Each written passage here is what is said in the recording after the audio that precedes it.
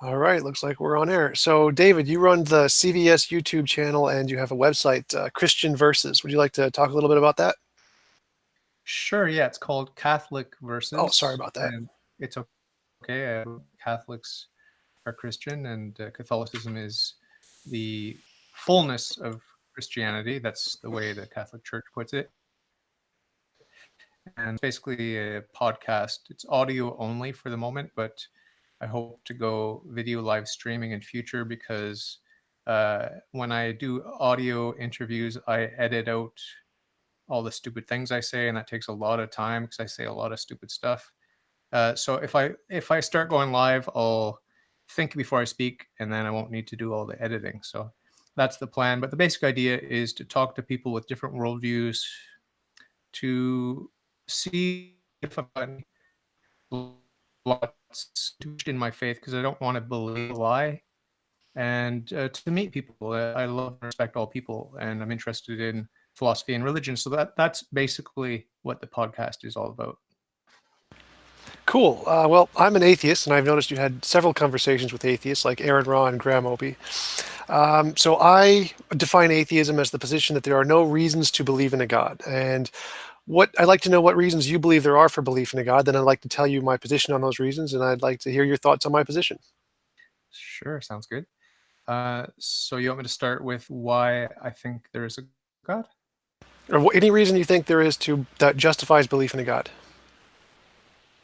There are so many ways to approach this. The way that I came to understand that God exists is through solipsism, just through an existential encounter with the bare fact of existence. I had, through studying Western philosophy, come to believe that I am is the only reality, that I'm the only being, and essentially that I'm God. And it was through reading Rene Descartes that I came out of my solipsism. And the way that he does it is he just shrugs his shoulders and says, well, of course, God is God. So that will not satisfy any atheist ever until that atheist is confronted with the existential encounter with the brute fact of eternal life. When you are a true solipsist, you are not viewing life as an atheist, a naive realist atheist would view life, meaning that there is a material world and then molecules bump into each other and life comes from non-life. When you're a solipsist, you are life. You're confronted with the bald fact of existence itself. It is you have a direct encounter, a direct intuition with the fact that life is eternal. And you might think that that's a nice, pleasant encounter, but it's frightening. It's I think the existentialist philosophers talk about the absurdity of it, the abyss of being, and how do we grapple with that? And so, as a hard solipsist, I had to grapple with that, and it wasn't very pleasant. It was very lonely, as you can imagine. Being the only being is a very lonely place to be. But I had the grace of God to take a leap of faith uh, into monotheism, meaning that I acknowledge that I am not a God that is drunk or lost or confused or dreaming or deluded or playing a game with himself. I'm not God. God is God. And I took a leap of faith into the real world, that the other exists, other minds exist, and that the material world is real, and there's science and there's history and everything else. So that's one way of looking at my conversion, because I was atheist for 25 years. I don't know if you know that, but I lost my faith at age 14. So that's sort of the short version of how philosophy took me into hard solipsism, and then thank God I was able to escape from hard solipsism. But there's nothing very convincing there for the atheist. The only thing I could say to the atheist is that if you want to go the way that I went, which is a shortcut to monotheism, then you're going to have to really question everything. You're going to have to doubt everything. You have to be hyper skeptical about everything, absolutely everything.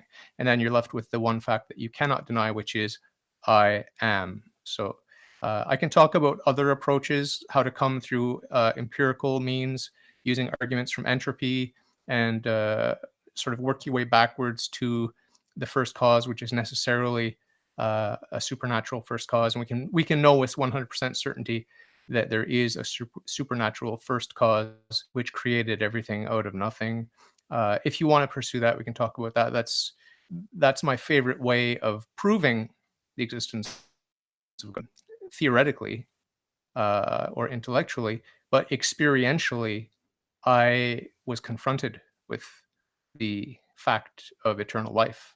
So I'll let you lead the conversation from here. All right, so I am epistemic solipsist, so I think that the starting point for knowledge is I think, therefore I am. And then from that I go to there is some difference between my imagination and my experience. We need some methodology to differentiate between those two, and the methodology I use is science. So I agree that there has to be some necessary thing to ground the existence of everything, but I see no reason to believe that's supernatural or a being of any kind. It could just be pantheism, an eternal, all-powerful nature of some kind that we don't know about, with laws and parts of nature that we just haven't discovered yet. So I see no reason to jump from the conclusion that there must be some necessary thing to that necessary thing is supernatural or a being in any sense. I would just ask you why you posit the existence of the material world and other beings in the first place. It seems to me like an unjustified leap of faith. I took the leap of faith because I accepted that I am not God, that God is God. But if I had not taken that leap of faith to say that I am not God and that God is God, then I would have just remained God, a disembodied intelligence. Do you understand? There is absolutely no justification whatsoever to be provided by the sciences or even by philosophy or pure reason that the other exists or that the real so-called real world or material world exists, because these alleged sense perceptions that we seem to have are, in order to validate these alleged sense perceptions, we would need to do some sort of experiment, and those experiments rely on the very sense perceptions that we're trying to test and validate. So there is absolutely no way to validate our sense experiences. Right, but that's only if you look at it from a metaphysical perspective. I'm only looking at it from an apparent perspective. So when I imagine a unicorn, I don't see a unicorn. Would you agree with that? I mean, you can't picture a unicorn? No, no. When I am imagining a unicorn in my head, I do not see one with my sense experience in front of me. Yeah, there's a difference between imagining something that does exist and imagining something that doesn't exist. So in the case of a unicorn, I don't like that example because I don't see any reason why Oh, it a could be unicorn anything. could It's yeah, just a random example I picked. So there is some yeah. difference between my imagination and my experience. So I just went from solipsism to there is some difference between my imagination and my experience. Now we know there's lots of things that are different between the imagination and experience. There's lots of things you can imagine that have nothing to do with your experience, like numbers and letters and language and imaginary things. And I can imagine myself being 10 feet tall. There's a big distinction between these two. And so we need some kind of methodology to differentiate. Now, the methodology I use that I've come to through a long epistemology is science, is novel testable prediction. So I can use novel testable predictions to differentiate, is this object an object in my imagination or an object in the world I'm experiencing around me? Now I'm going to label that the internal-external distinction. There is stuff in my head and there is stuff in the world. This doesn't prove the external world exists. I have no idea. I can't prove that. But I can prove there is some difference between my imagination and my experience, and I can label that experience the external world. So I have reason to believe the external world exists because there is some difference between my imagination and my experience.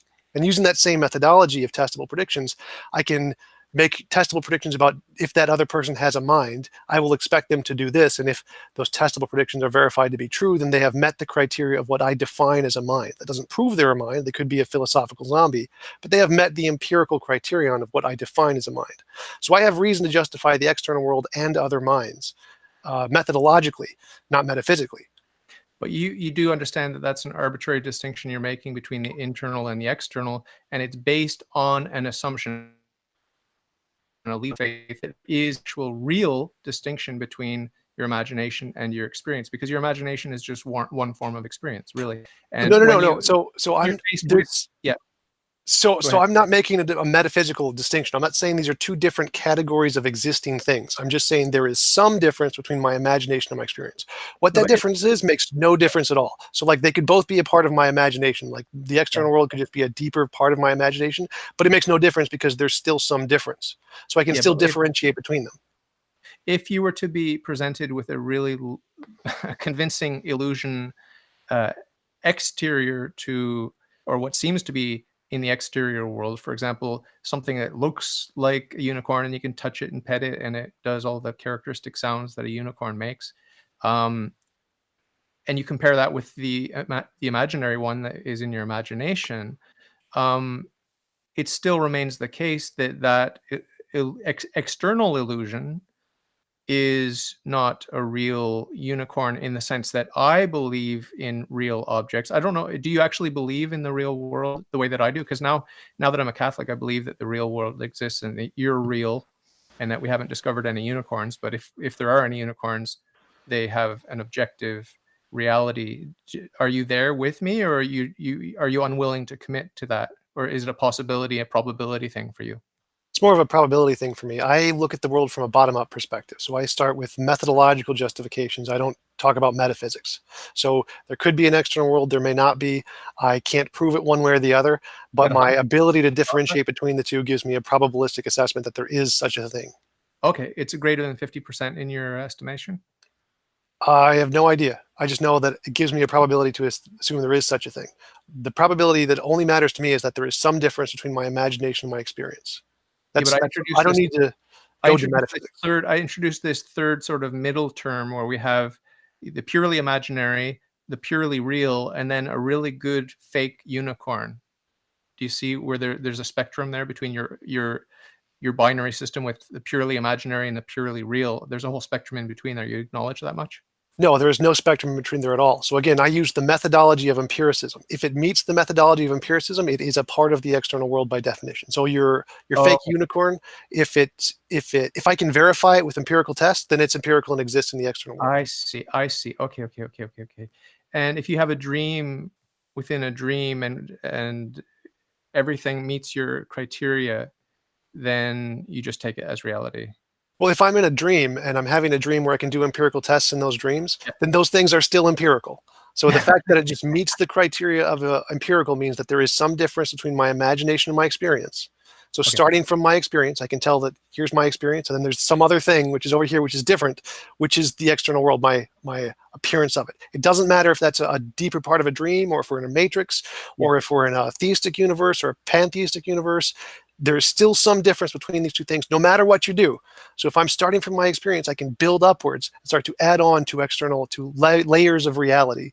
And it doesn't make a difference what they are fundamentally metaphysically made of. Interesting.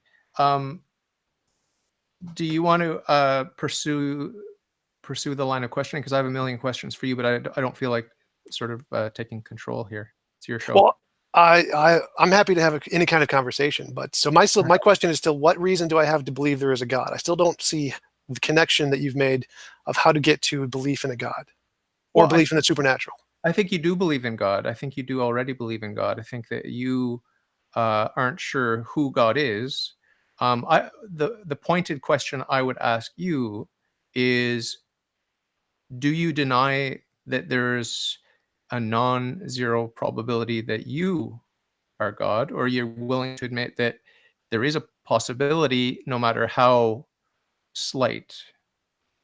Well, I guess there's a possibility no matter how slight, but I would say that based on my definition of what qualifies as a God, I would not in any sense qualify.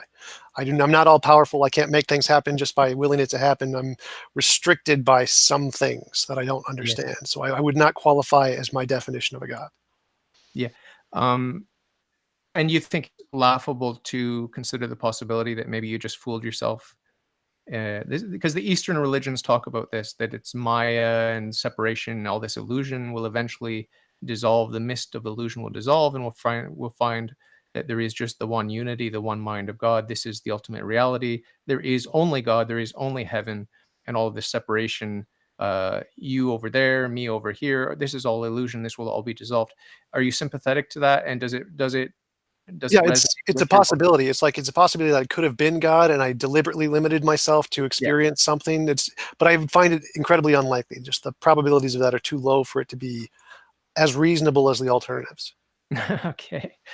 And then what about the nature of existence itself, the nature of being, the nature of life? I had an existential experience, which you can chalk up to insanity or some chemical thing, something I ate or whatever. There are many ways of accounting for why I had a subjective experience, right? And I think that those are all legitimate concerns and critiques, some more legitimate than others, obviously. But nonetheless, I did have a subjective experience with this raw notion of being or life or existence, whatever you want to call it, this I am. And it was undoubted, it was no longer subject to doubt when I had this encounter that life is not finite, life is infinite. That means life is unbounded, it is eternal, it has always been. Have you had an experience like that? And if not, what impression do you get when I'm speaking, even though I'm speaking in very sloppy and vague terms? What impression does it give you? Well, no, I have not had any of those kinds of experiences, so I'm not exactly sure what you mean. But my first inclination towards what you're saying is that I start with my epistemology of I think, therefore I am, and then I need some methodology to tell a difference between my imagination and my experience. And you said you had this experience, so what methodology do you use to differentiate that from just being one of the imaginary things as opposed to some aspect of the world outside of your imagination? Because as far as I can tell, I don't see a methodology that can identify that. Yeah, I accepted it when I was confronted with it. It's sort of like uh,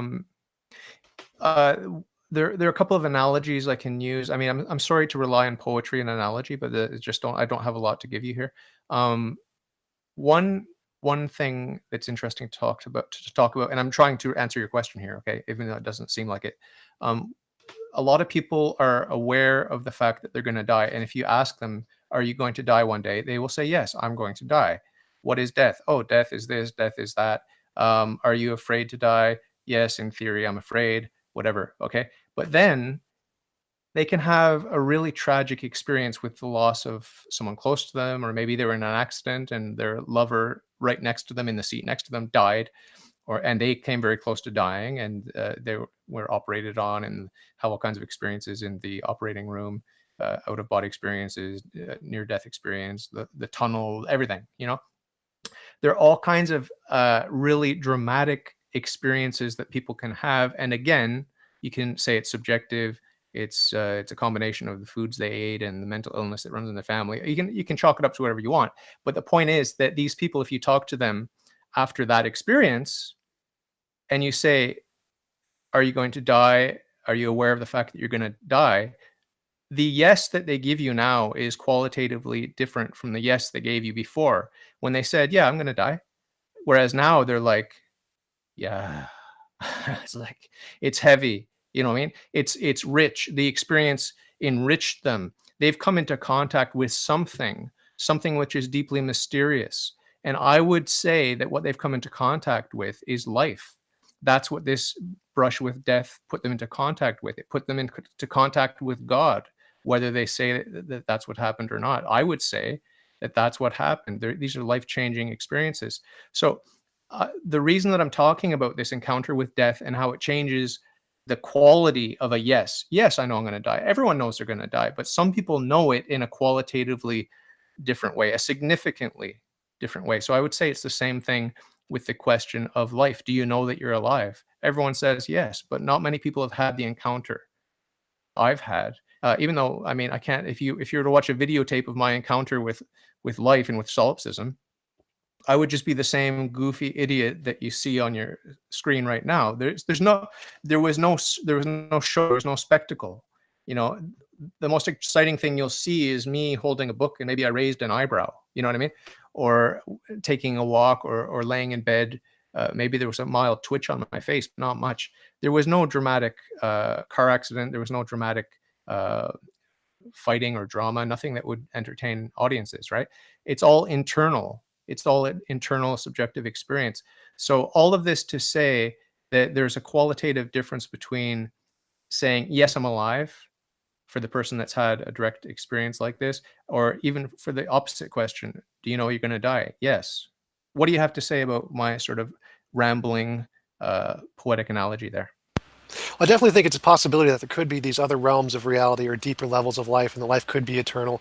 But from my epistemology, the first thing we have to establish is how do we tell the difference between that is a part of the world and reality and not just a part of our imagination, because there's lots of things a part of our imagination that are not a part of reality.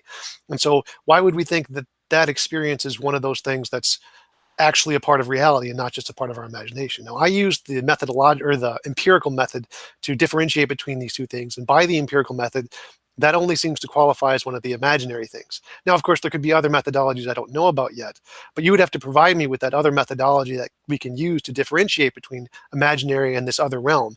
And until you provide that, then I can't really see any reason to think this isn't just one of those imaginary things. Yeah. I want to try the empirical approach with you. I don't think it's going to work, though, because you don't have a lot of confidence in the material world. But should I try it on you and see how it works? Sure, go for it. It's very simple. It's very fast. But it does involve a commitment to the reality of the material natural universe. What the easiest approach is through entropy. Do you know what entropy is? Yep. Okay, so the easiest approach is to just say there's a heat death coming, it hasn't arrived yet, therefore God exists. And to flesh that out a little bit more, we just have to do a reduction to absurdity where we say, well, maybe there is no first cause, right? So let's say there is no first cause. Well, that just means that nature, space-time, like matter energy distributed throughout space-time, has no beginning. It's always been here. So that means infinite time behind us. But we know that there's not infinite time behind us because of entropy. The heat death is coming. It hasn't arrived. Therefore, there's finite time. Therefore, there is a first cause. So then we can... Sorry, I'm losing you a little bit here. So entropy says that entropy is increasing, so all the energy in the universe is boiling down, which means we had a beginning. You're talking about the Big Bang, essentially, that there's some beginning that the universe had, so it needs a first mover. Is that essentially the argument you're making? I don't limit it to any particular model of a single Big Bang universe or multiverses or string theory. They all have the same property, which is that they are spatial and temporal, and we cannot separate the temporal from the spatial. So what the natural world is, regardless of the model, doesn't matter which model you want to use. It doesn't matter. You can use all the models. Space and time are united intimately. We can't separate them. And so what nature is, it's matter energy distributed throughout space-time. And so if we agree that there's not infinite time behind us, even if they're multiverses, then we have to admit that there's a first cause. And now we can ask the second question: is the first cause perhaps natural rather than being supernatural? Because I want to arrive at the supernatural, obviously. So if we assume the opposite and we say, well, what if it's natural? Then we're right back where we started when we said that there was no first cause whatsoever. Namely, we have a situation where there is this natural space-time, this natural matter and energy distributed throughout space-time, and it has no first cause, therefore it has no beginning. And if you combine beginninglessness with the attribute of being temporal, you have infinite time behind you, not only now, but at every point in time in that universe that is beginningless. So all right, so let me respond to that. Therefore, we can reject that. Well, let me respond to that. The first thing is that just like there could be some supernatural transcendent thing outside of space-time, there can be a natural thing outside of space-time that is also in transcendent in some sense. For example, Nima Akarni Hamad, emergent space-time, where time and space emerge from a more natural fundamental property that is timeless and spaceless. So yes, we can. Secondly, there are other kinds of time. You don't need to have just a continuous stream like A theory of time or B theory of time.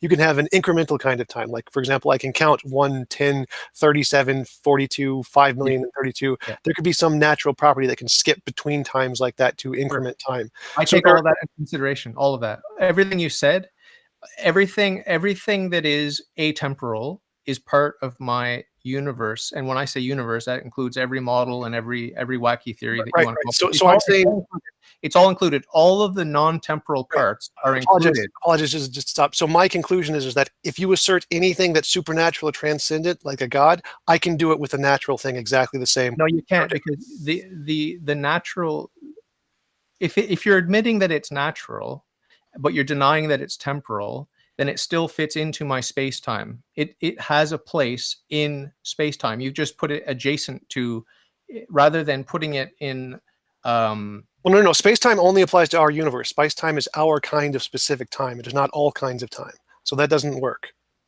No, but what you're not understanding is that the only thing that I'm looking for is a beginning. So if you want to cram all sorts of non-temporal stuff into your model, that doesn't bother me in the slightest.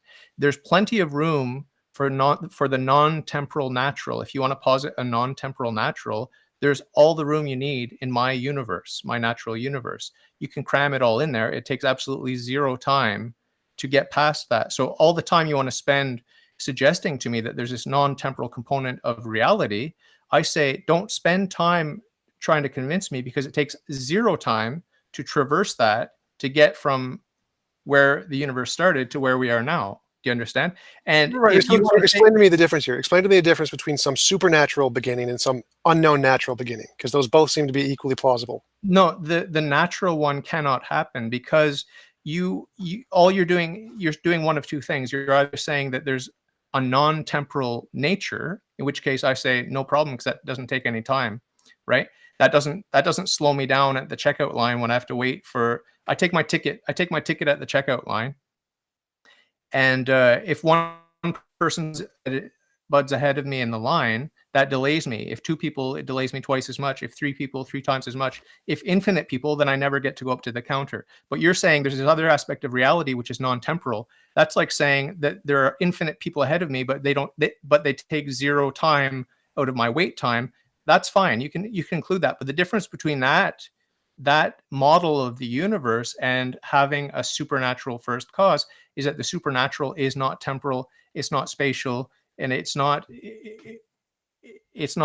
changeable, it's not composed. Okay, let me just stop you there. I can say there is a part of nature we haven't discovered yet, which is not spatial, not temporal, and is not changeable. But all of those parts are, number one, undetectable. Occam's razor can get rid of them right away. And they don't interfere, even if they're real, they don't interfere with the process of getting here. Like you and I are here now. The arrow of time really is here and now. If let's just take for granted, for the sake of argument, that you and I are two separate beings and that the reality is real and all this sort of thing. Okay, so we're sort of taking a monotheistic worldview just for the sake of argument.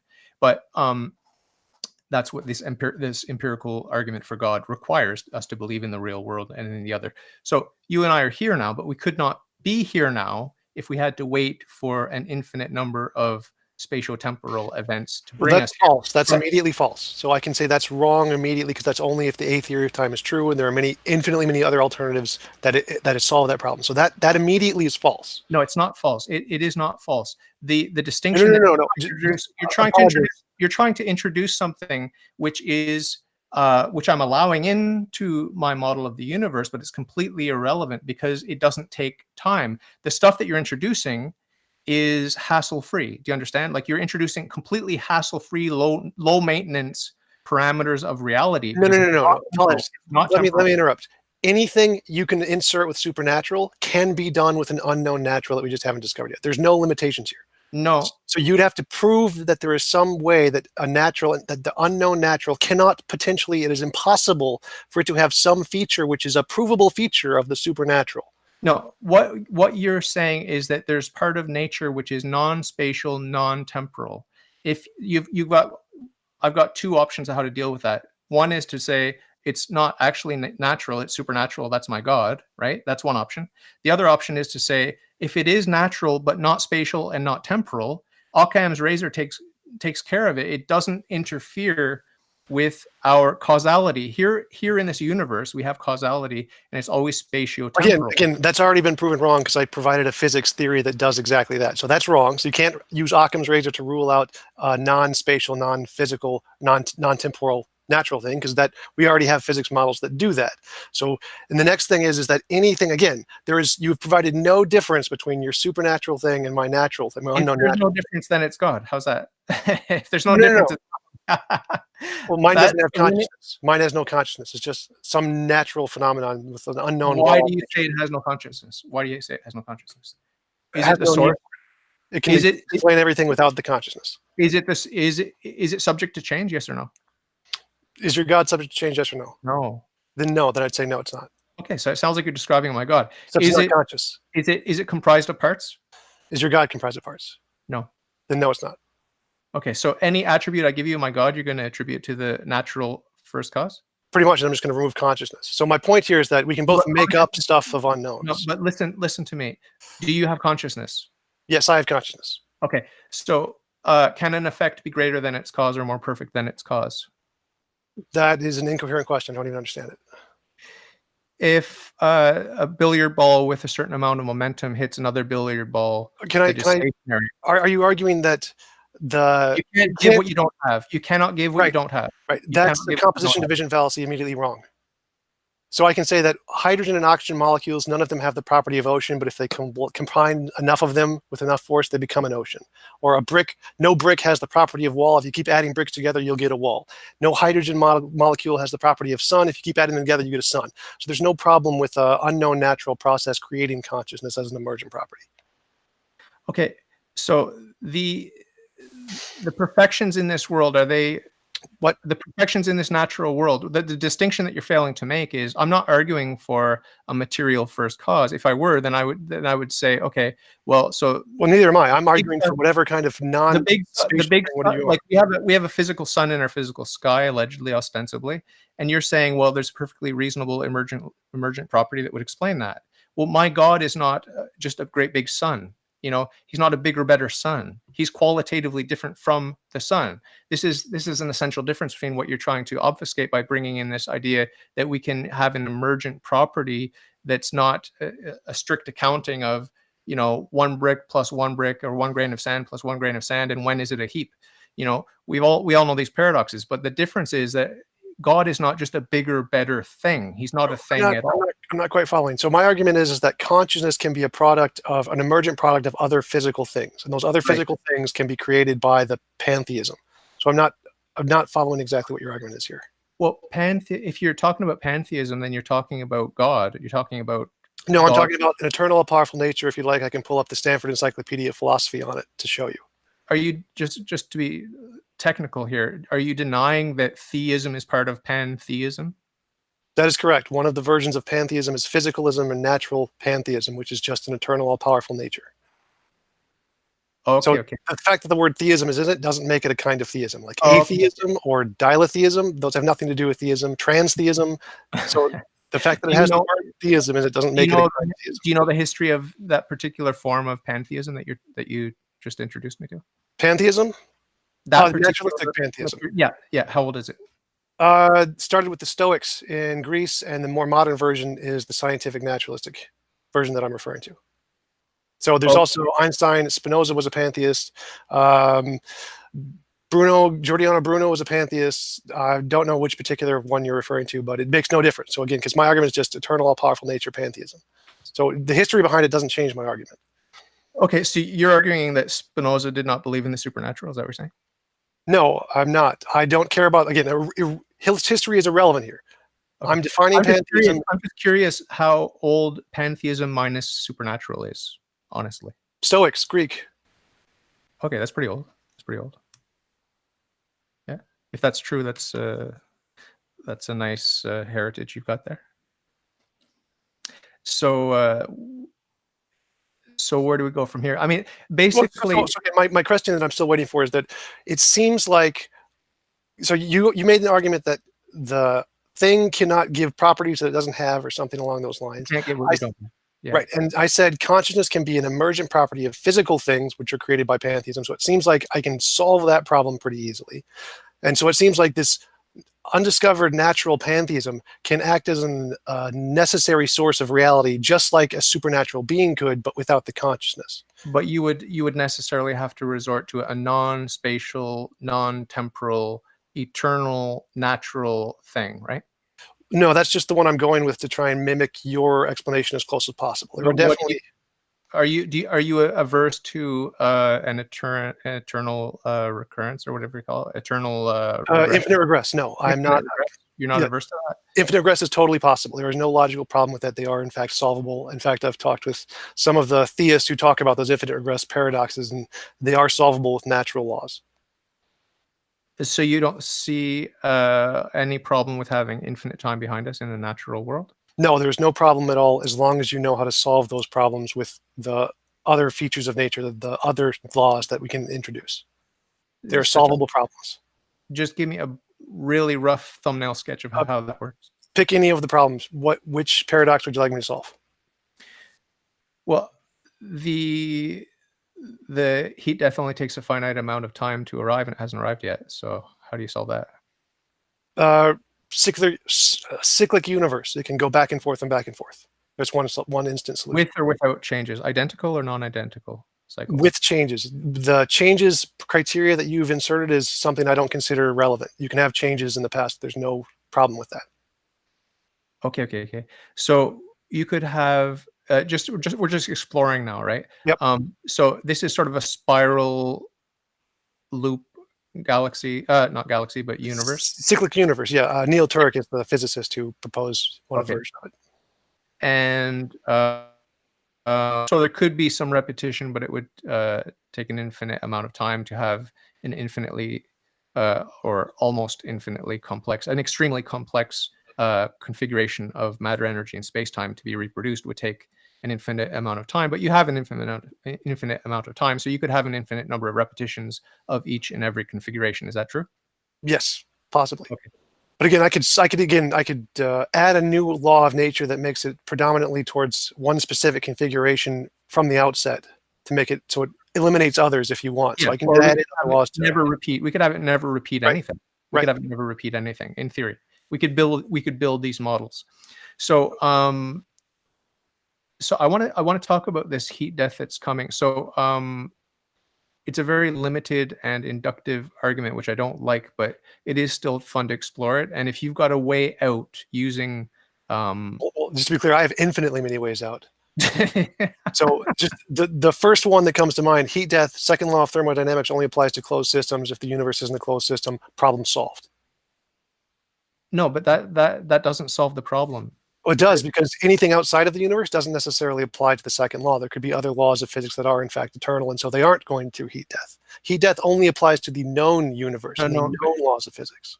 Listen to yourself. What you're saying. What you're saying is that yes, there is infinite time behind us, and yes, it only takes a finite amount of time for the heat death to arrive, and yes, the heat death has not yet arrived. No. In a cyclic universe, the heat death arrives and then it collapses, and then it arrives and collapses, so it goes up and down and up and down. The entropy continues to spiral, and so you get a Big Bang expansion, then a big collapse, then Big Bang expansion, big collapse, infinitely. Okay. Yeah, I thought we had moved on from the spiral where we're talking about another linear thing. Oh, I Can we apologize. talk about a linear? Can we talk about a linear one? All right, sure. Is there a solution with a linear series of adjacent universes or linear? Sure, multiverse, yes. Multiverses. Can you talk me through the linear argument, how there could be infinite time behind us and yet the heat death has not yet arrived? There's no logical contradiction with an infinite past. So there's no problem there at all. There's nothing to really, unless you can present a problem that you think. Can you explain to me, with a linear infinite past behind us, how it came to be your turn to exist? How did that come to be? Exact same way as counting. I can count from 1, 10, 50 million, 750 million, 2 billion and a half. You can interval counting. If you have some metric of time that can interval, like we can interval in counting, any independent point in time can be arrived at. So there's no problem with that at all. Yeah, but we're not numbers. We are in space time. That means that we cannot have, even though we can say between now and now, there are infinite divisions in the number line. Like when I said now and now, we could slice and dice that on the number line, but we cannot actually slice and dice it in terms of space time. We cannot. Right, and I'm saying we can. There could be a fundamental part of nature that we haven't discovered yet, which does in fact control time in that sense, to be able to divide it infinitely and to be able to iterate it and select a particular point to which it wants to begin, like a Big Bang or something. So does that make sense what I'm saying?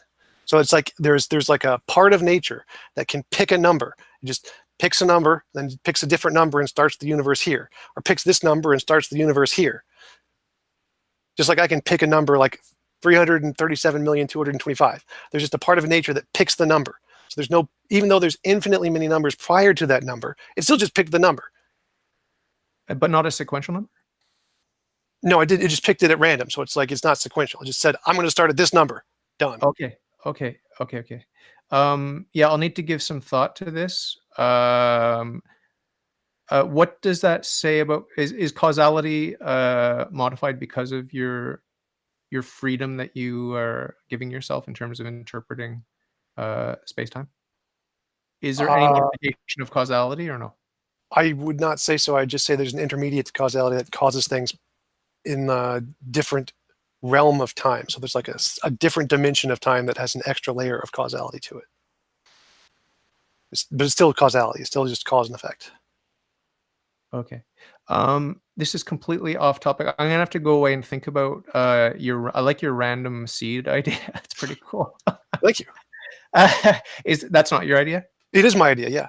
Oh, It's the C. I call it the C theory of time. that's pretty cool. First time I've encountered that. Do you have a lot of original ideas? Yes, I do. Unfortunately, Wow. What's your IQ? I have no idea. Haven't had an IQ test. Take a guess. Average Average or above average? Slightly above, Probably above. significantly above?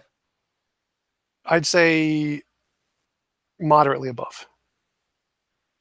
Good modest answer.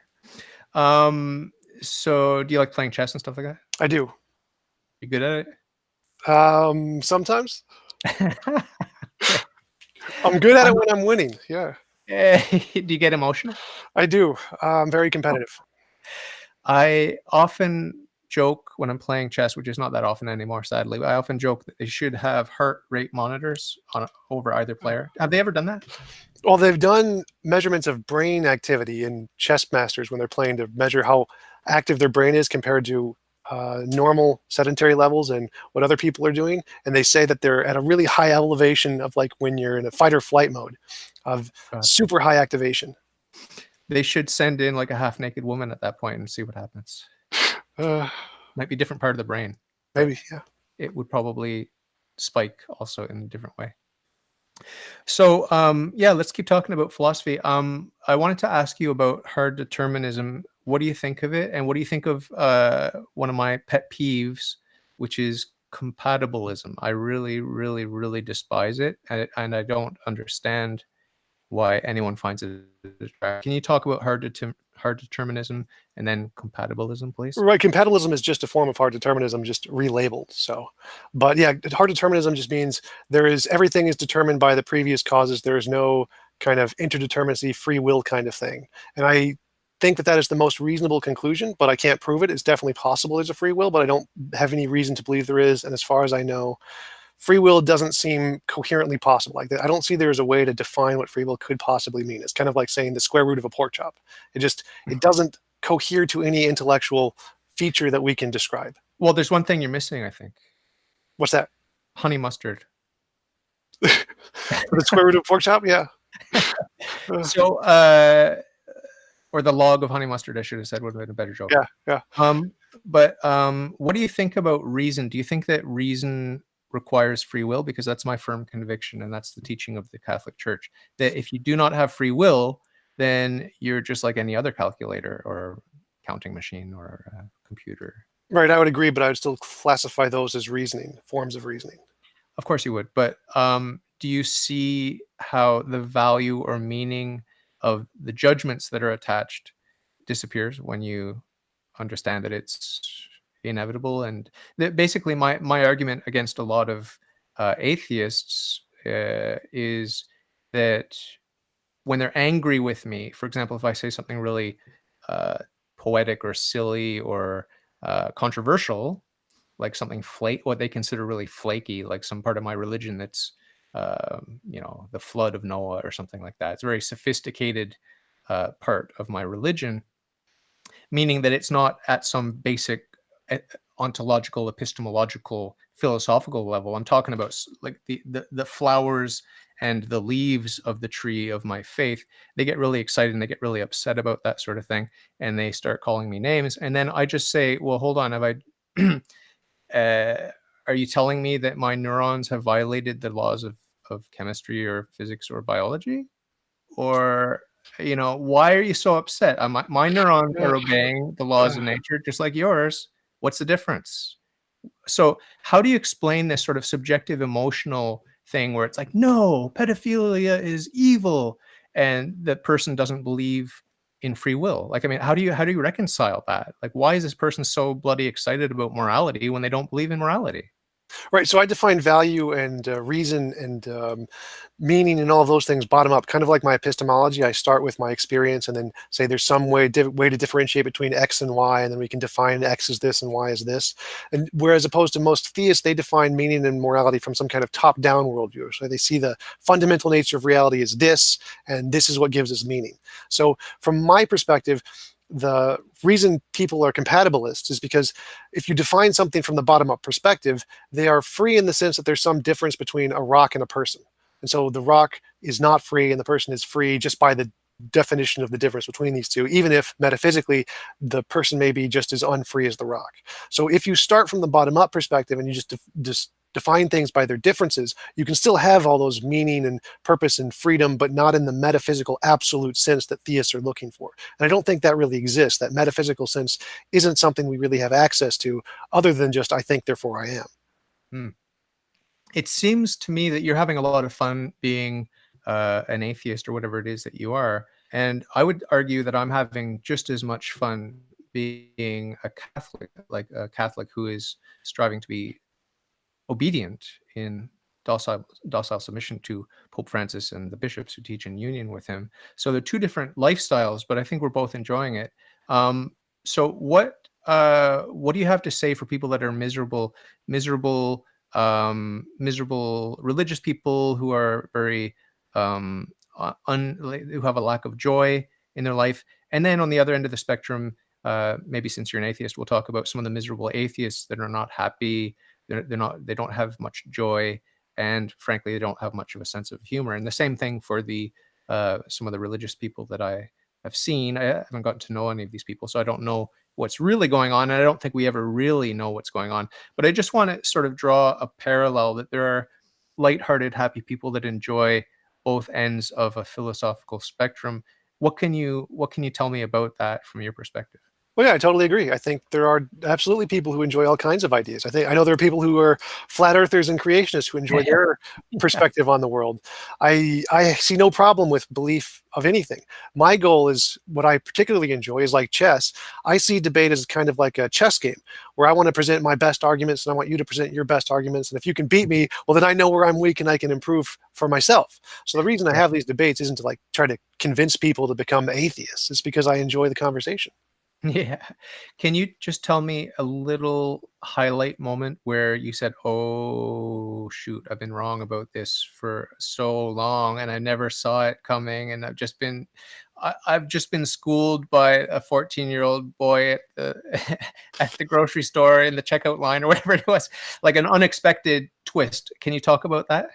Well, I've had some recently. Mostly it's when I'm talking with philosophers over email and they're like, that's wrong, here's right. And I'm like, oh God, you're right. That's terrible. Oops. And it You can usually, That's good. but yeah, it's usually about stuff about my original ideas, like my epistemology and my morality, the things that got me to where I am now. Like right now, my epistemology has three tiers. There's conceptual, empirical, and metaphysical. Conceptual is the stuff in our head, empirical is the stuff in the world, and metaphysical is the fundamental nature of reality.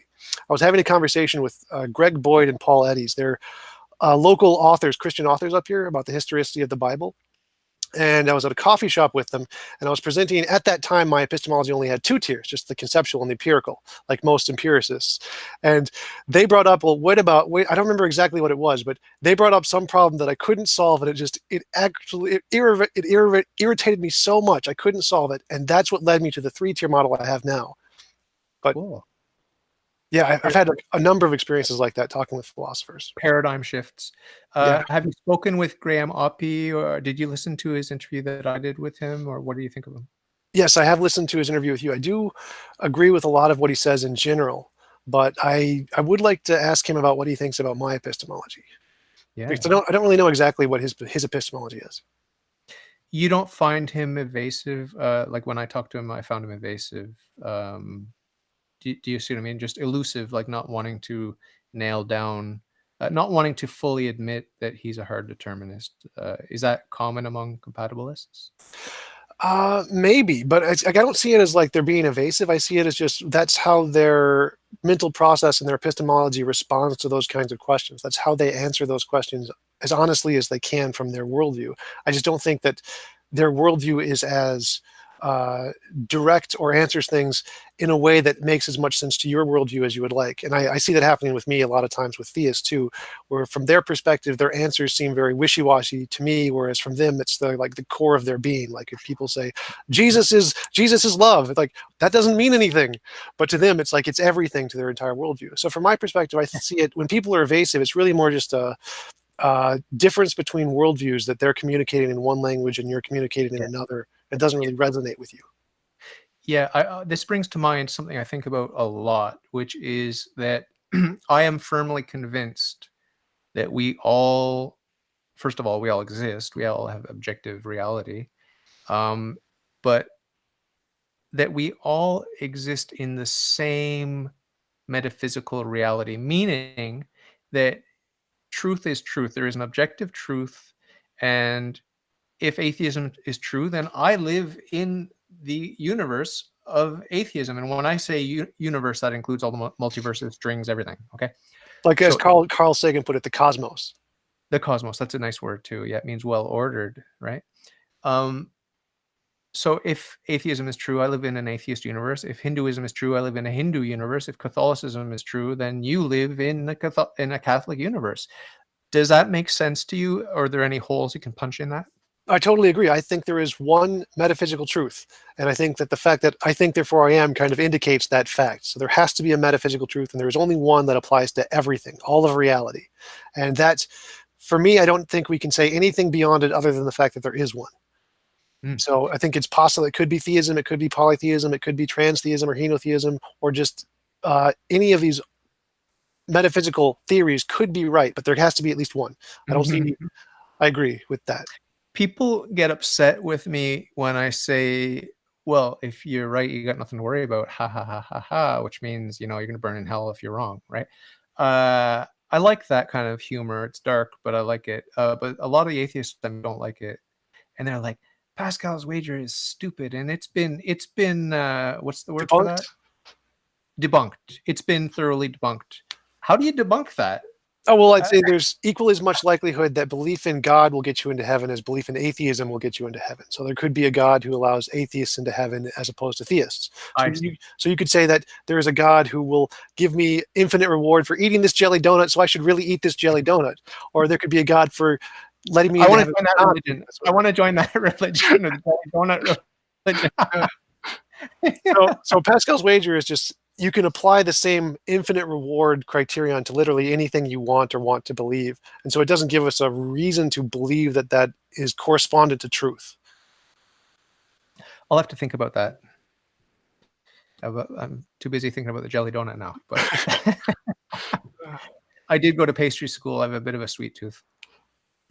So what else do I like to talk about with atheists? I like to talk about. Well, Well, actually, let me ask you about free will. So, from the reason I don't like the idea of free will is because I can't understand it. So, from my perspective, either everything is done for a reason, in which case it's determined by the reason, or it's done for no reason, in which case it's random. Now, I see no way to escape that paradox. It seems to me to be a true dichotomy. So, how do you define free will, or how do you get out of that paradox? I say that there are no exceptions ever to the principle of sufficient reason. It's universally valid. There is no exception. There is a perfectly reasonable explanation for absolutely everything. Okay. So this is my understanding. Is it the Catholic teaching? I don't know. I don't know that much about Catholic, the sort of the nuanced philosophy of Catholicism when it comes to these sorts of very philosophical questions. I would be willing to bet that my point of view is the Catholic point of view, where everything has a perfectly reasonable explanation, including our freedom, including the finite. One thing I want to just mention here briefly to you, because I think that you're the type of person that would digest it and chew on it and maybe take it somewhere and do something with it intellectually, and I would say spiritually, is this notion that holy cow, I guess it's a long introduction that I forgot what I was going to tell you. I was like rambling on, preparing to tell you the thing, and then I forgot what I'm going to tell you. Give me a moment. Give me a moment here. Moment of silence.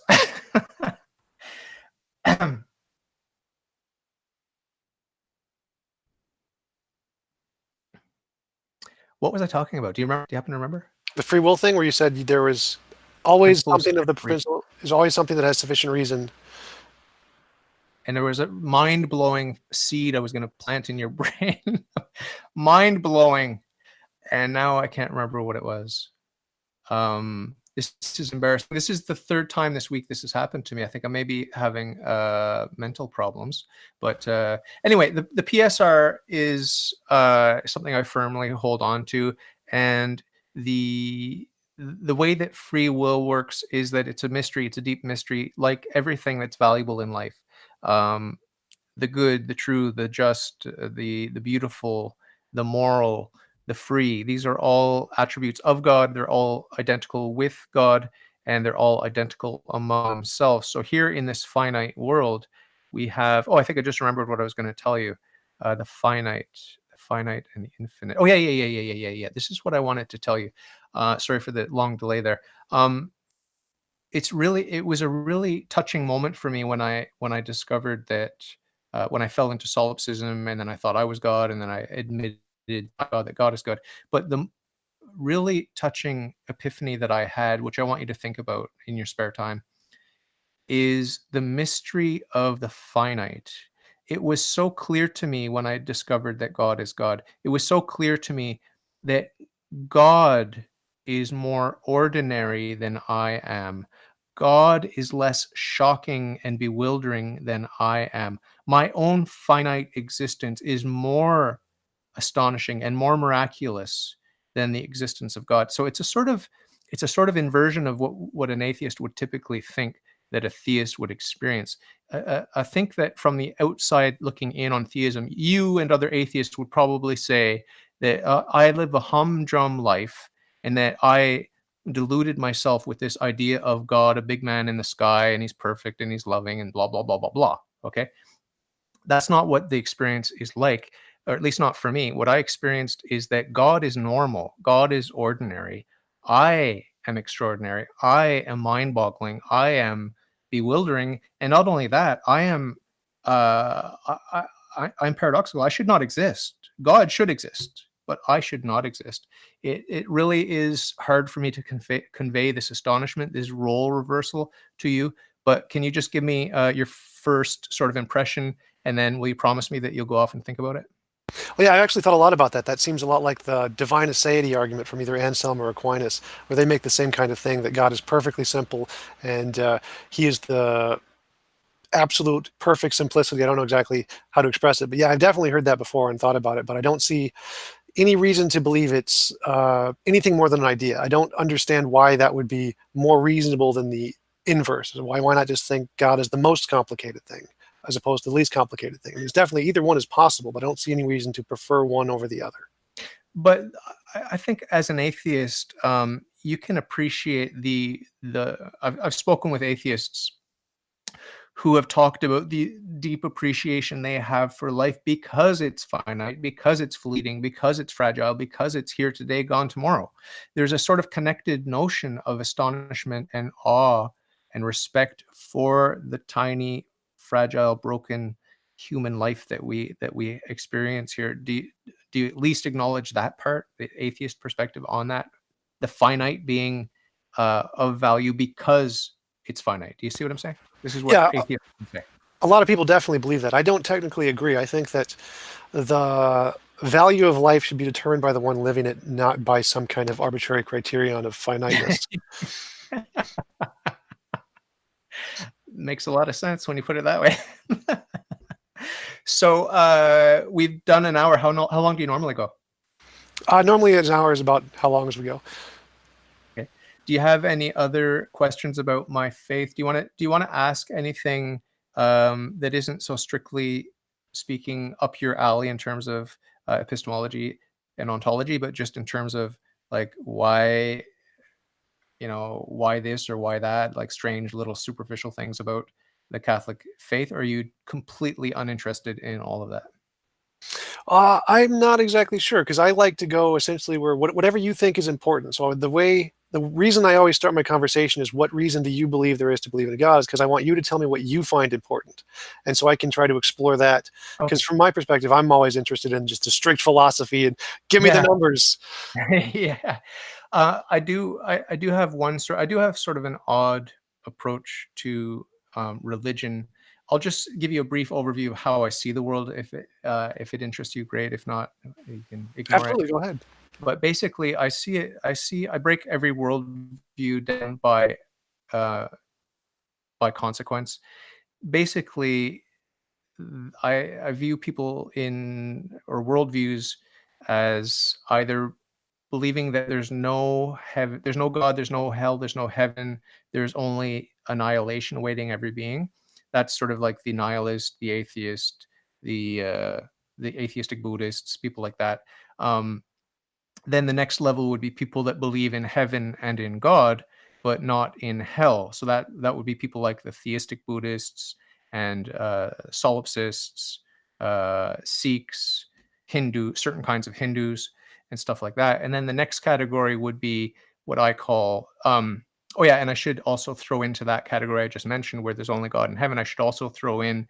It's very important to remember we have universalists in the Christian church. We have universalists in the Jewish and Muslim traditions also. They believe everyone goes to heaven. I think a lot of Jews today think that everyone goes to heaven. So they would be considered, in my view, as a sort of a theistic pantheism or a solipsism. The next category is what I call monotheism proper. And in this category, you have the sort of mainline Judaism, Christianity, and Islam, where there is God, there is heaven, but there's also hell as a permanent falling away from God. And as I'm mounting the ladder here, I'm gaining more and more respect for these worldviews. So it makes more sense for me to have an eternal hell. Why? Not because I like pain and suffering, not because I'm a sick sadist, but because I like morality. I like having consequences for the choices we make. Otherwise, it doesn't matter what you do. So the final step for me from proper monotheism is to Roman Catholicism, where I have all of the God, heaven, and hell, but I also have the God man Jesus Christ and his vicar on earth, the Pope. So, sort of figure in my worldview, Roman Catholicism, is the person of the Pope who occupies the office of Pope. The office of Pope is infallible, and I see the office of Pope as uh, and the antitype of Noah, who stood at the gate of his ark that he built for 100 years and was inviting people in, and not many people responded positively. So, about 8 on the ark. So it's a very, very dramatic worldview I have. I think about Noah a lot. I think about the ark a lot. And at the core of my religion is the Pope, God, heaven, and hell. That it's a really, really simple way of looking at religion, but that's how I break everything down. Let me tell you a little bit about because I have a view of objective morality. I believe in objective morality.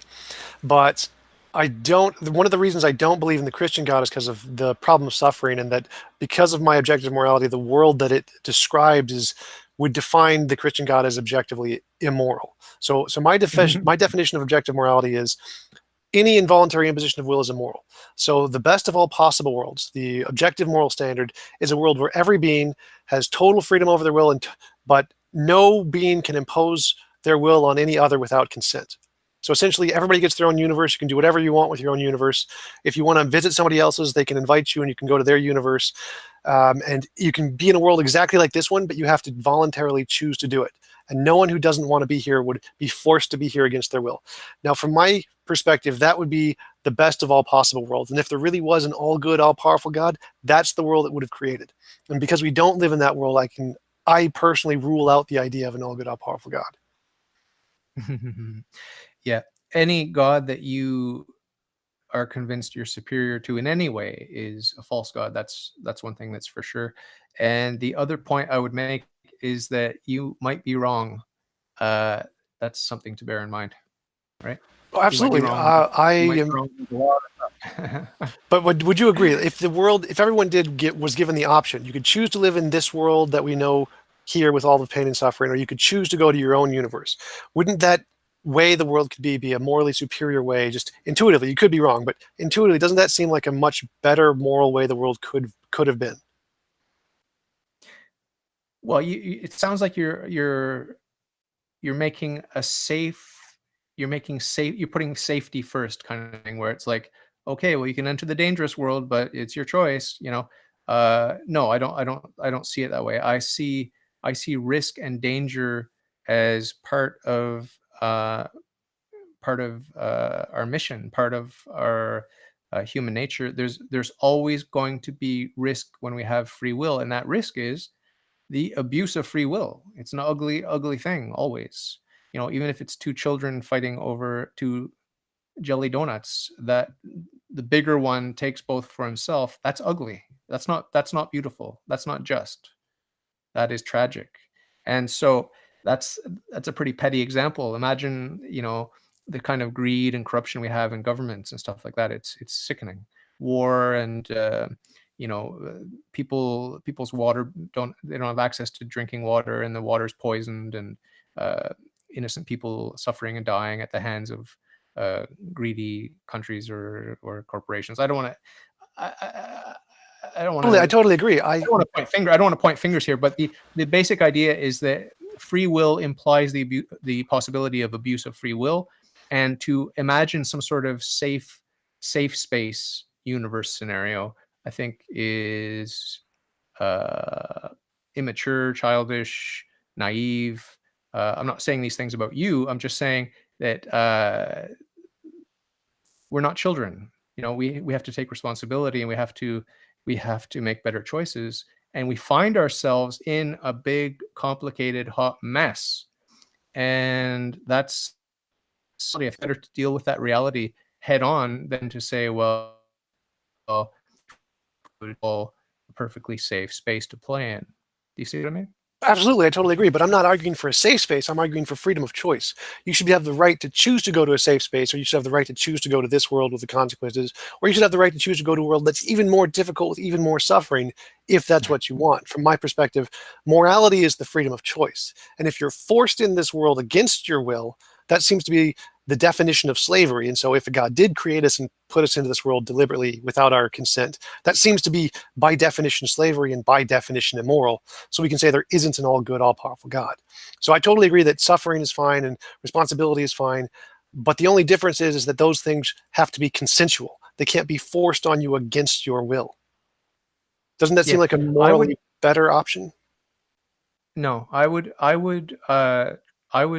paint a different picture altogether, where uh, instead of a master slave scenario, I would look at it as parent and child. So a parent brings a child into the world against their will, but the child, by his very nature, owes the parent love and respect and obedience. That's it. It's that simple.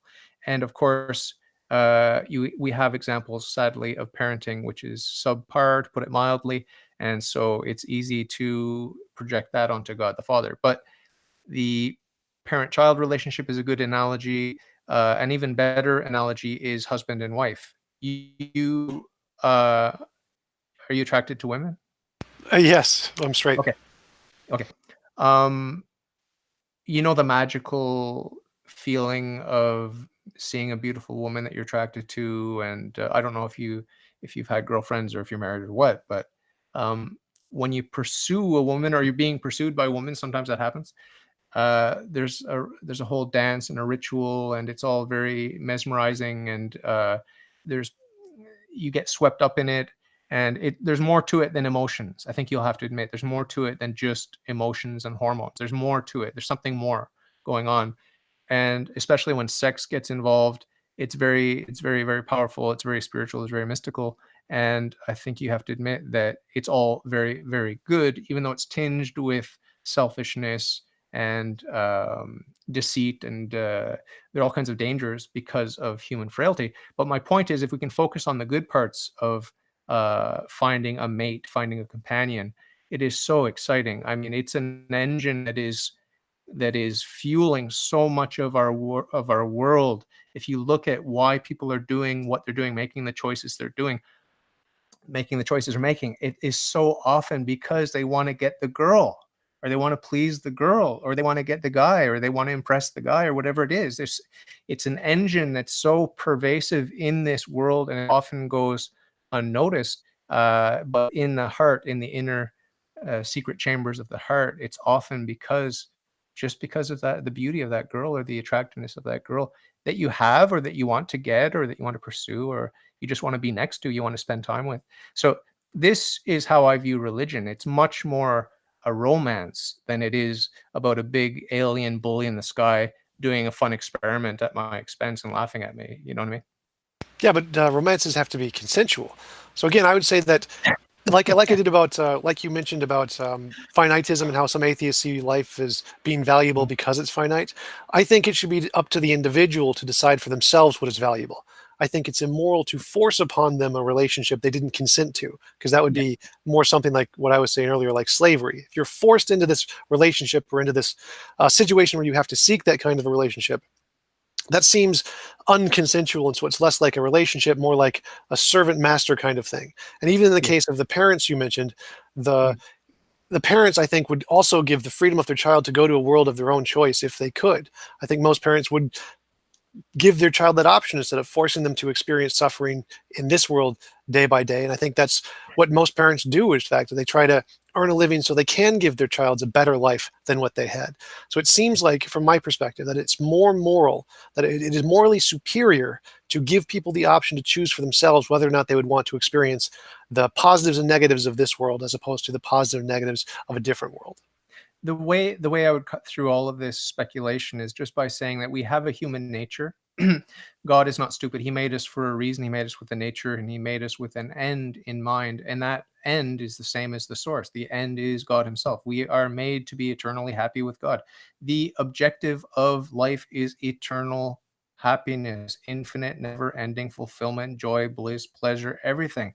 If you want to twist that into some sort of big bully in the sky, making people do things against their will, then you're just wrong.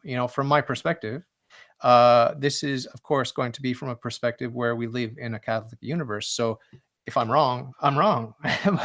but I have to argue from my perspective. My perspective is a Catholic perspective. And so you're dead wrong trying to characterize God in that way. And I think that is the best way to silent criticisms, is to just say, no, we are made by an all good God, and we're made to have perfect fulfillment, bliss, joy, peace, orgasmic pleasure in every capacity that's possible, in more ways than we could possibly ever imagine. And so it is not a big bully in the sky. Well, let's say that you're right, and that God did create us for this purpose.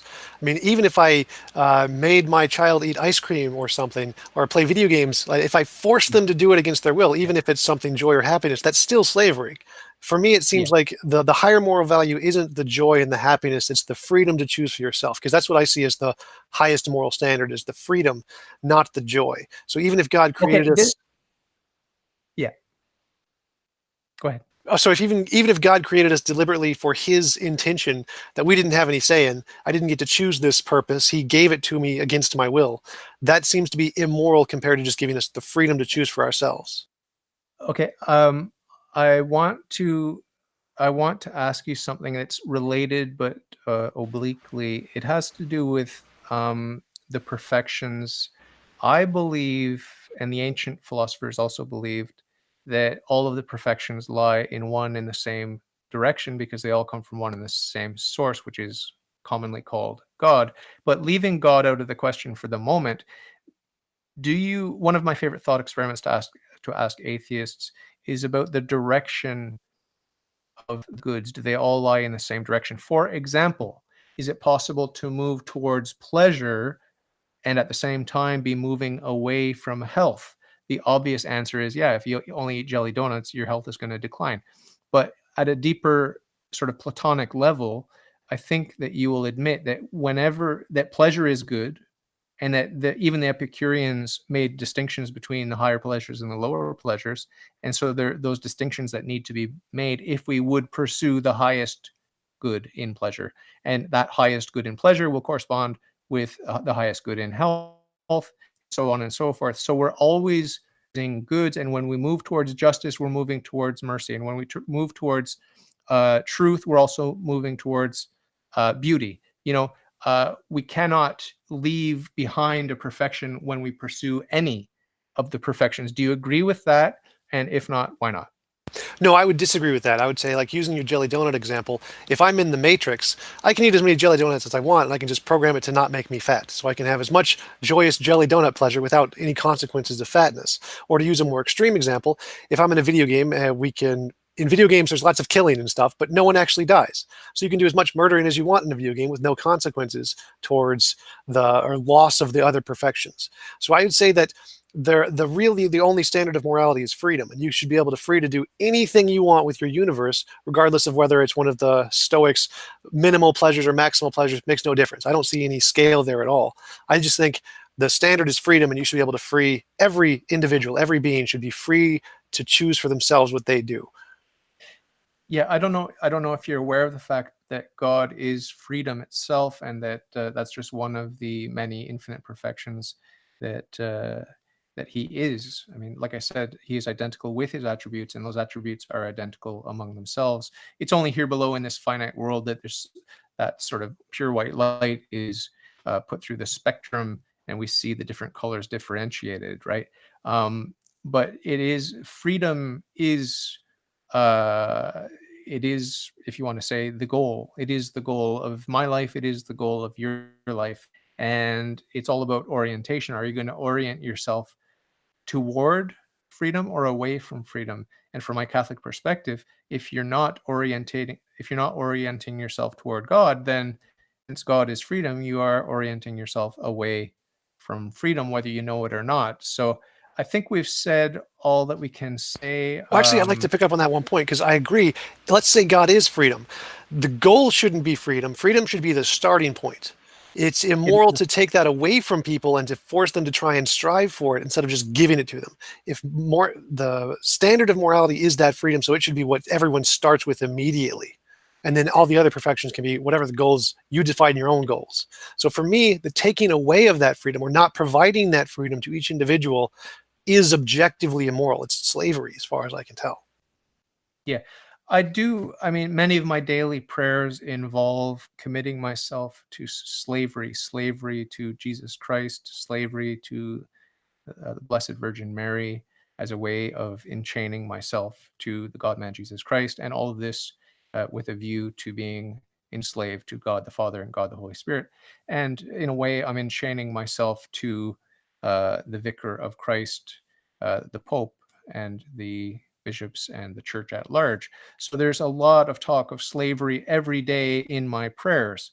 I also pray for happiness every day. I also pray for sorrow every day. Happiness because of the grace I received, and sorrow because of the sins that I commit. So it's a mixed bag of freedom and slavery, joy and sorrow, and it's a very complex religion and a very complex life with a lot of choices to be made along the way. But the ultimate goal is freedom and happiness and joy and fulfillment and pleasure and all the things that I want, you want, right? Do you agree with that? Yeah, I see no problem with your way of life. If that's something that you choose and you voluntarily partake in, that's no problem at all. My problem is with the people who don't voluntarily participate in that and who have been forced to against their will. Yeah. That's the only problem I have. So if you wanted to choose to live in this world and be a Christian and experience all that suffering, go for it. It's totally within your right. You have every right to do that. The problem is that even God does not have the right to force anybody else to do it against their consent. That to me is objectively, clearly immoral. And so that's why I think that pantheism is probably more likely than a theistic God, where there's just an impersonal universe who doesn't care about us at all, than a personal being who actually is loving and wants good things for us. Mm. Yeah, it would seem, not to denigrate your intellect, but it would seem that you're either unable or unwilling to hold in tension uh, these sort of paradoxical opposites like freedom and slavery, yes and no, joy and suffering, or joy and sorrow. And in Catholicism, there are a lot of both and solutions to choices where even Protestants would say one way or the other, like grace or free will. Calvin said, well, it's got to be grace, and he sacrificed free will, and other people go the other way. So there's a lot of tension in Catholic theology and Catholic philosophy that is unresolved. But I think you'll admit that the beauty of any stringed instrument, certainly, if not all instruments, resides in the tension, right? That from which flows the beautiful music. As I said to Eric Steinhardt, I don't know if you listened to that interview, but what do you have to say about tension and beauty? Beauty lies in the eyes of the beholder. Just like the thing I said before, I think that it should be up to the individual to decide what is a beautiful way to live for them. And so they should be given the right to go to their own universe and decide for themselves what they find beautiful, and they should not be coerced into a situation where they have to follow someone else's standard of beauty, even if that standard is more right or more objectively true, like a God standard. I see that is still immoral. Even if it's true, it's still immoral to force them to abide by that against their will, and they should be given the freedom to choose their own way of living in their life. Because I don't see a contradiction between these two things. I think that you can give someone their freedom to choose their own value of beauty, even if there is a more objectively better standard of beauty. So I don't think that there is a true dichotomy between these standards of like freedom and slavery. You can freely choose to be a slave. You have that right. I see no problem with that. Like eating the jelly donut and not getting fat. It's possible that if we advance medical technology to the point where we can have a pill that makes your metabolism process fat better, you can eat as many jelly donuts as you want. There's no true contradiction here. So I don't see there's any real contradiction between the things that you're presenting. I think they're all possible, especially if you have the power of a God to make all of those happen, just voluntarily. What would you say if I guess I'll present you with a little hypothetical situation. Some people don't like hypotheticals. I love them. If you were to come to believe, for whatever reason, like whether valid and legitimate or not, you came to believe subjectively that God is real, the God that I worship is real, would you choose to love him and to serve him and to try to get to know him in this life or not? If I believed as you did, I probably would. But with my background knowledge, probably not, because I see him as too immoral. But I would still say he would be immoral to force people to try and into that situation against their will. You've heard the expression mansplaining. Have you heard that? Yes. Can you define it for me? Because I've never actually had the definition. It's when a man condescendingly explains something down to a woman, I think. Okay. Only men can do it?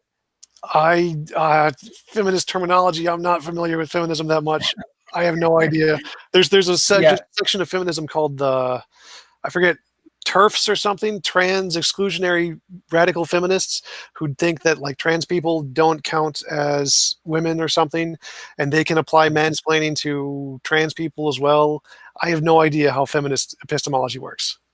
Yeah, probably anything you say will be the wrong answer according to them. So better not to discuss it too much. But I've come up with this other term called godsplaining. Do you know what that might be?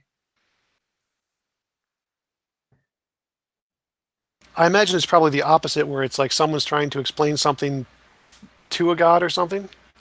No, it's where God basically God just shows you and you go, I get it. So he doesn't say anything. But you see that, oh boy, I was proud and I was rebellious, and no, you were right, God. You're amazing. I love you. Thank you. That's what godsplaining is. It's like just showing you reality, the metaphysical, ultimate reality, and you just going, wow, thank you, amazing. I'm sorry. Please help me. I love you. Thank you. It's just you just gush when he shows you even a glimpse of his reality. So that's what godsplaining is to me. This is an idea I've been playing with.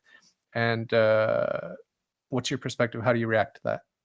Well, I'd see that as kind of the opposite of mansplaining, because mansplaining is a bad thing. If someone is mansplaining to you, that's usually an insult. You're not supposed to mansplain. So I'd worry in that sense. But other than that, I understand what you're getting at. Yeah. It was meant to be like mansplaining is bad and godsplaining is amazing. So it's a sort of contrast, compare and contrast. So it isn't meant to be like mansplaining 2.0. It's supposed to be a complete paradigm shift, like a complete paradigm shift, where in today's world, it's like you've got feminism, you've got veganism, you've got republicanism, you've got the progressivism, you've got identity politics, you've got so many competing voices and forces, all of which I completely ignore because I find it just a complete waste of time. But you've got all these forces and fights and politics and this sort of stuff, and I like to sort of step outside of all of that and to take God's point of view, or at least to take the point of view of someone that is uh, joining God, or moving willfully toward God and hoping to unite himself with God, and then comparing and contrasting that type of holistic experience with all the messy and petty sort of sports rivalries, which I see here below. And you can see it in religion. You can see the sports rivalries, like this religious group hates that religious group. And it really is psychologically no different from the Montreal Canadiens and whatever the rival is. I don't even know who the rival is because I hate hockey. Right. It's But it's probably, tribalism, which has existed throughout all humanity. yeah. So what? Just if you could just briefly tell me your perspective on the left-right split, that dichotomy, and the sort of engine of animosity that fuels what used to be the sale of newspapers, which is now, of course, the sale of online stuff and clickbait and all that sort of thing.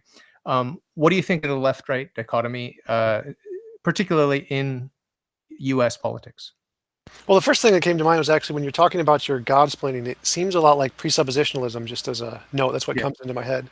But in the Mm. left-right dichotomy, yeah, it's pretty much more just like it's like religion. Religion has these doctrines, and if you're a part of the religion, you adopt the doctrines in order to fit in with the community, so that you're a part of the community and you're part of this group. And so people accept the tenets of that religion or that political party, even if those tenets aren't necessarily true or not supported. And that's what the left-right dichotomy is that people accept these religious tenets that don't have a basis in reality on the right because that's their group, and people accept the same tenets on the left because that's their group. And they don't have an objective basis where they say, well, here's what's right and wrong, and we can say, well, our party is actually wrong on this issue, so we probably should get rid of this, like Republicans denying climate change. Not really a good idea when like all the facts confirm it. And the same with the left. Socialism has not really been very successful. Probably not a good idea to pursue socialism. So Mhm. I'm more of a centrist. I think that we should look at the ideas based on what works around the world, and we can look at other countries and see this policy works here. Let's try this policy. And Mhm. so I definitely think the reason there's such a huge dichotomy between political issues is because of the religious tribalism, where they adopt the policies because it's just a part of the group. And that's the same thing with newspapers and fake news and media. It's all about just finding confirmation bias of things that agree with your perspective and to reinforce your own beliefs, which is pretty much what always news has always been, and which is why the Fox Uh, News is more popular than scientific news sources.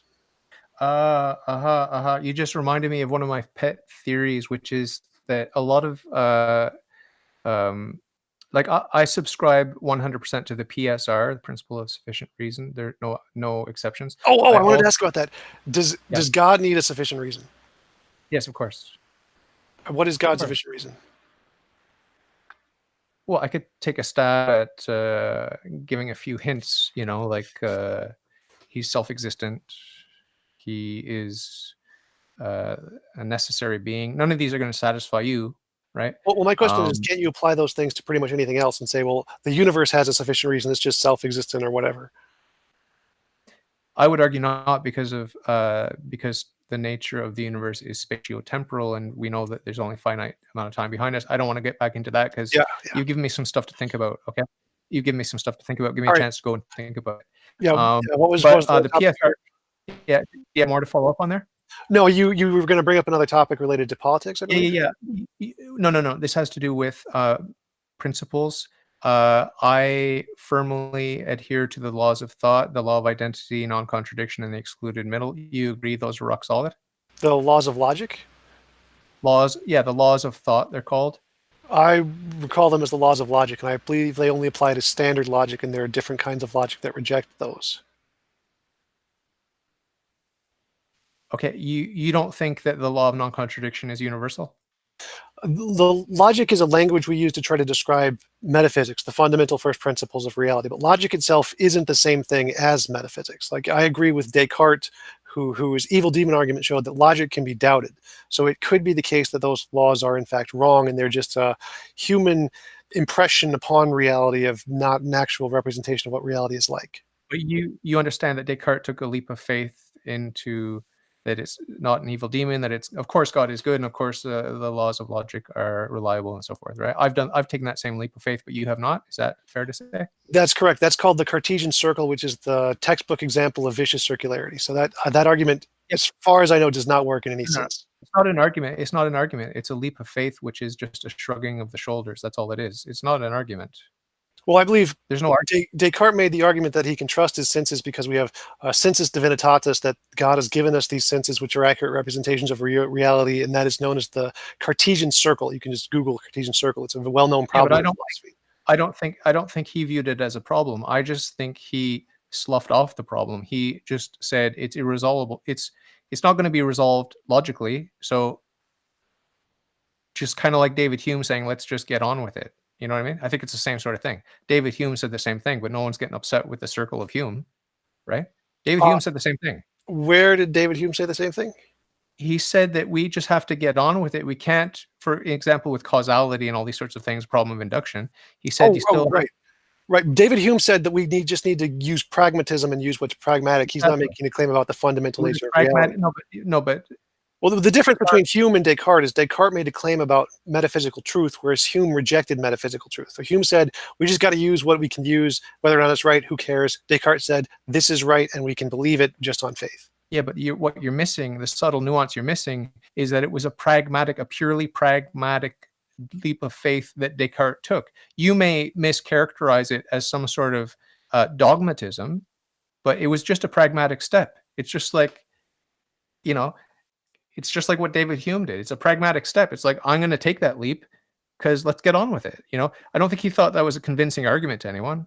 I really don't think that Descartes thought that was an airtight logical argument, because he himself admitted with his evil demon scenario that he could be wrong, right? But he just went with his gut. He just said, well, obviously God is good, and let's get on with it. So I think that he's maligned by his enemies. I never read him like that. I never read him. It was René Descartes that brought me into monotheism, and it was precisely because he did not make an argument that I followed him so readily, because there is no argument to make. Right. I'm saying it's his conclusion that I'm doubting. So Hume just said, we have this experience of reality. Who cares if it's true? We're just going to follow our experience no matter what. Whereas Descartes said, there is something true about reality. I'm going to accept it. I don't have evidence to accept it, but I'm going to accept it. It does make sense. I think there's the difference between your perspective on Descartes and my perspective on Descartes is very subtle, but it is real. There is a real difference of perspective there. I don't know how I would characterize it, but it's like he's making the leap, and he's convinced that he's right about the leap, and you object to the fact that he's convinced, but you're just as convinced. No. I'm objecting to the conclusion. Whether he's convinced or not is irrelevant. So Hume didn't make a conclusion. Hume said, I don't care if reality exists. It makes no difference. We're just going to treat it as it exists. Whereas Descartes said, there is a reality that does exist. Okay, I see what you're saying. Okay. Yeah. Can you understand? Can you acknowledge, please? This will help you to bridge the gap between the way you see Descartes and the way I see Descartes and that circle. Okay, can you acknowledge right now that you're speaking to me and that I am telling you that I am not 100% convinced that the leap of faith that I took with Descartes is valid and true? I might be wrong, and I think Descartes would say the same thing, but I'm a human being, a living example today of having taken that same leap of faith, and although the doubt that I have is negligible, I still admit that I do have doubt, and I think that Descartes would say the same thing. Does that soften your critique Oh of the no, I circle. totally agree. But do you know the difference between epistemology and ontology? What is and what we can know, yeah. Yeah, so my question is, or my objection to Descartes is Descartes made an ontological claim that there is a God, regardless of whether or not we can know it. I grant that he said we couldn't know it.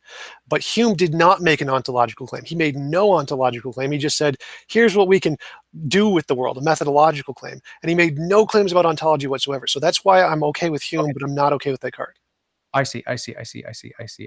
And I am more on board with Descartes than with Hume, obviously, for obvious reasons, because I have that firm ontology beneath my feet. But the difference is that I think the reason why my position, which is the Cartesian position, is superior is because if I'm wrong, it doesn't really matter, because if I'm wrong, I'm back to being God myself. Do you understand the difference? I will be drawn back into solipsism. And so it is a safer, it is a more airtight, in terms of safe space. You talk about having a safe space universe. I've got the safest space universe there is, because if I'm wrong about God, then I'm not wrong because I'm God. Do you understand? Whereas Hume doesn't have that. Hume doesn't offer you that. Well, I don't You're see any saying what? you fall back on nihilism. The only thing your plan B worldview is nihilism, according to David Hume. Well, my agreement with Hume is that we don't know. So we don't know whatever the fundamental nature of reality is. As an atheist, my position on atheism is just we don't know what the fundamental nature of reality is. There could be a God with an afterlife, or there could be a naturalistic pantheism that has an afterlife we just don't know about yet. Or there could be a God who allows atheists into heaven, or there could be many gods and you go to many different heavens. There are all kinds of possibilities. So I don't think we can say anything about what's true after the true nature of reality. So atheism doesn't have any less secure a net than yours does. It's just we don't know. And you can believe one way or the other, but your belief doesn't make it any more likely to be true. I've got a couple of things I want to say. First, if you can keep it really quick, I believe that every atheist, if you scratch the surface or if you push them, if you press them, what you will find is a hard agnostic. The core of the atheist is agnosticism. It's I don't know. I don't know. I don't. Can you confirm that that is accurate, or have I completely missed the point of the atheists that I've scratched? The vast majority of atheists, that's completely correct. We do not know what the fundamental nature of reality is. Okay. The second thing I wanted to talk about, we can spend a little bit more time on this if you have the time. I don't have a lot of time, but if you have the time, I'd like to hear your thoughts. I'm really curious what you think. It's very embarrassing to talk about it because it flies in the face of everything you'll read in logic and philosophy textbooks. But I'm not convinced that a lot of the logical fallacies really are significantly fallacious. I really don't believe that they are. A simple example, sort of a mild, easy to accept example would be arguments from authority. I think they're thoroughly valid when the authority is relevant and authoritative. And but a more controversial one would be circular reasoning. I am fully convinced that circular reasoning is valid, provided that the circle is starts in the truth and ends in the truth. I don't have any problem whatsoever with circular reasoning. There's some other ones I want to explore. The one I'm most excited about is the no true Scotsman fallacy. I'd really love to hear you talk to me about that. I've never understood it. I have a feeling that it is going to be my best friend, and that I will use it often, even if people get upset and angry with me. Can you just talk about these fallacies I mentioned and give your perspective? Sure. First is the argument from authority. The argument from authority is only a fallacy if you say the thing is true because the authority said it. So it would be like, there is an apple in the box because I said so. Well, no, there would be an apple in the box because of physics. There is a physical apple in the box. That's what makes it true. The words that I said literally don't make it true. So the fact that an authority said so does not make it true. That would be a true fallacy. But if you're just saying it to say that we can reject the authority say so just because it's not reasonable to believe one, well, that would be incorrect. You can definitely believe what an authority says, but it's not true because they said it. So the argument from authority is inaccurately applied in many cases, but if it's applied accurately, it is a true fallacy. The thing is not true because the authority said so. The second one you said was circular reasoning. Do you know what Agrippa's trilemma is? Agrippa's trilemma. Your microphone bugged out there. Can you say that again? Do you know what Agrippa's trilemma is? I can't hear you. Can you hear me now? Yeah, you're back now. Yeah. All right. Do you know what Agrippa's trilemma is? I've heard of it. So Agrippa's trilemma says that all claims to knowledge rest on one of three grounds, either infinite regress, circular reasoning, or dogmatism. Those are the only three options you have, and it applies to all knowledge of any kinds of human. The one that most philosophers accept is a kind of dogmatism. There are certain forms. Say the three again. Say the three again. You were breaking up again. Infinite Say the three again. regress, dogmatism, and circular reasoning. Okay. And so there are definitely forms of circular reasoning that are fine. It's called vicious versus virtuous circularity. Okay.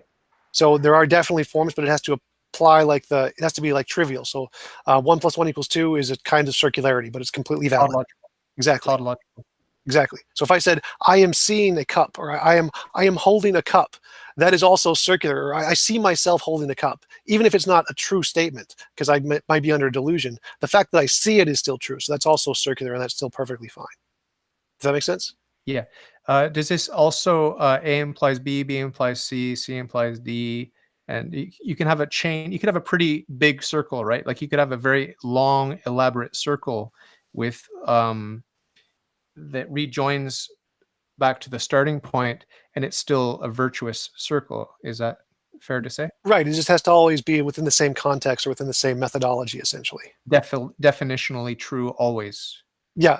Like I couldn't say I see a unicorn, therefore a unicorn exists in reality, because that would be leaping from my personal experience to what exists in reality, and my personal experience isn't enough to justify what's in reality. So that would just be, if I said it's true that a unicorn exists in the world because I see it, that would be vicious circular reasoning.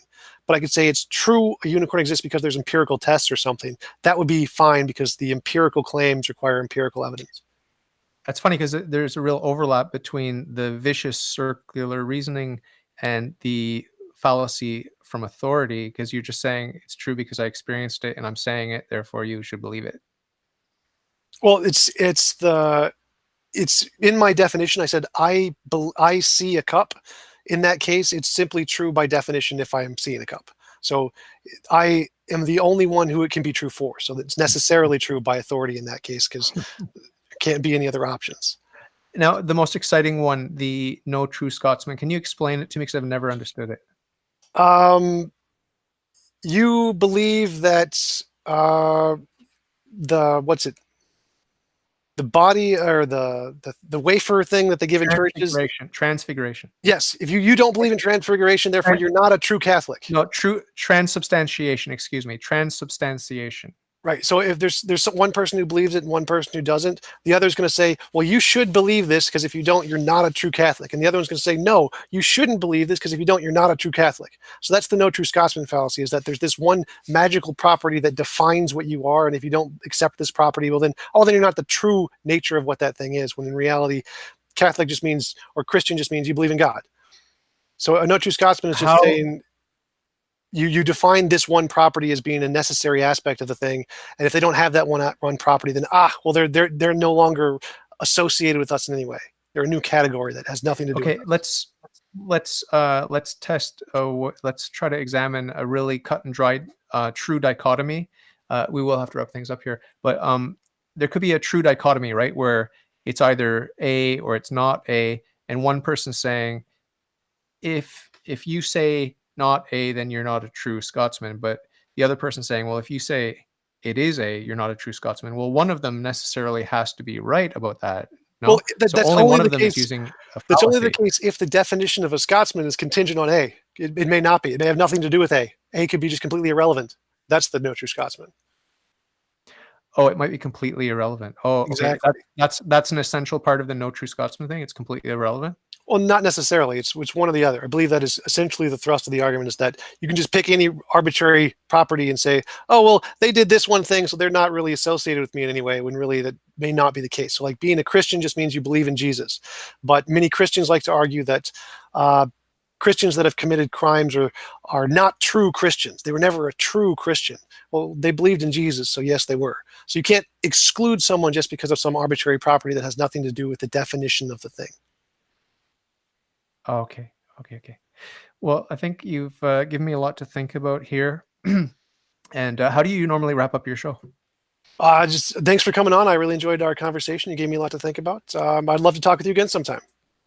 Sure. Yeah. Would you consider being a guest on my show? I talk to you about your ideas and your a little bit of biographical information. Are you willing to do that? And I edit it, so get rid of all the ums and ahs. Sure.